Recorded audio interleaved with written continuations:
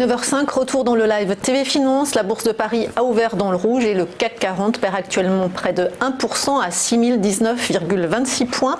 Et nous retrouvons immédiatement en duplex Benoît Rousseau, trader pour compte propre et fondateur du blog Andlil. Bonjour Benoît.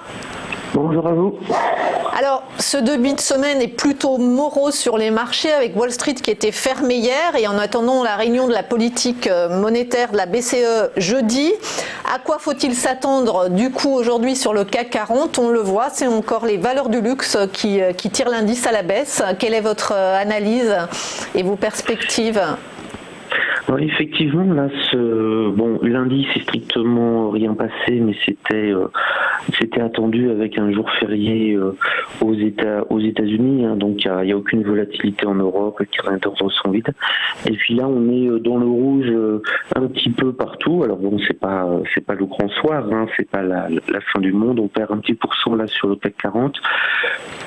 Ce qui est très important pour lui, c'est d'essayer de rester au contact des 6000. Là, on est sur les 6010 à peu près. On bataille un petit peu dans le carnet d'ordre sur 6010, 6012. Donc, il reste au-dessus de 6000. Il n'y a pas de soucis majeurs. On reste toujours extrêmement bien orienté. Mais faut voir qu'on a, par exemple, un indice comme le DAX qui vient de casser les 13 500 points et que sur les futurs, notamment américains, sur le Dow Jones, on perd une centaine de points, donc moins 0,30%. À mon avis, il faut attendre vraiment l'ouverture des marchés américains puisqu'ils ont été fermés hier. Et donc c'est à partir de 15h30 qu'on connaîtra réellement la véritable tendance. Les maîtres du monde de la finance du moins vont se réveiller et puis ils peuvent repartir complètement côté opposé à nous et on se mettra à les suivre. Donc en un jour férié américain, il faut vraiment attendre la recotation des indices américains pour avoir une idée réelle de la tendance. Là, les Européens sont un petit peu en roue libre. Donc, roue libre hier, roue libre ce matin. On risque de bouger un petit peu, puis on va se stabiliser. Il faudra vraiment attendre 15h30 pour avoir ouverture des marchés américains, pour avoir une idée réelle si on est parti sur un petit range baissier ou si les indices américains vont remonter tranquillement. Là, ils sont en perte de moins 0,30%, donc c'est vraiment pas grand-chose pour eux. Et Benoît, votre sentiment, parce qu'on l'a vu, Paris est plombé par les valeurs du luxe qui sont affectées par ce virus mortel en Asie. Tokyo a perdu près de 1% aussi ce matin pour les mêmes raisons. Est-ce que vous pensez que ça pourrait contaminer entre guillemets Wall Street ? Oui, entre guillemets, oui, effectivement. Pour l'instant, on a quelques mois. Alors effectivement, ça fait partie des peurs fondamentales de l'être humain. C'est le risque de pandémie.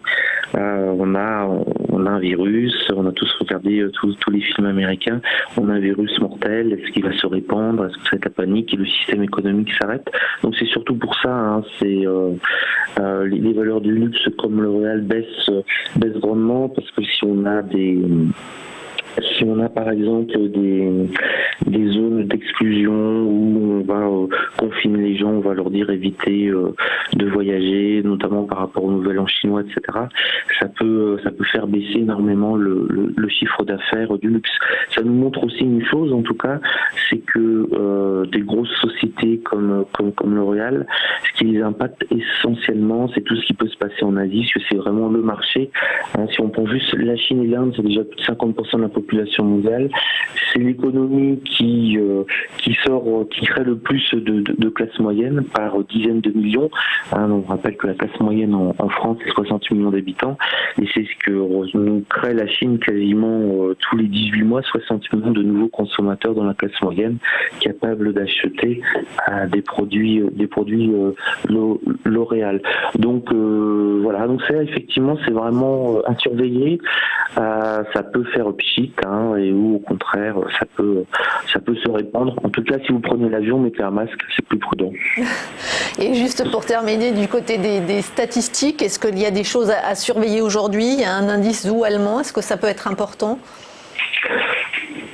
Oui, alors au niveau des statistiques, aujourd'hui, à surveiller, on a On a notamment l'indice ZOO en Allemagne, c'est vraiment la chose la plus importante à 11 heures. D'autant plus que comme le DAX a un accès de faiblesse, ça pourrait continuer entre guillemets à baisser s'il est pas terrible. Et ça impacterait aussi le CAC 40 qui vient à l'instant de toucher les 6000 points. Donc là, il essaye de tenir sa ligne Maginot dès 6000 points. On va voir ce que ça donne.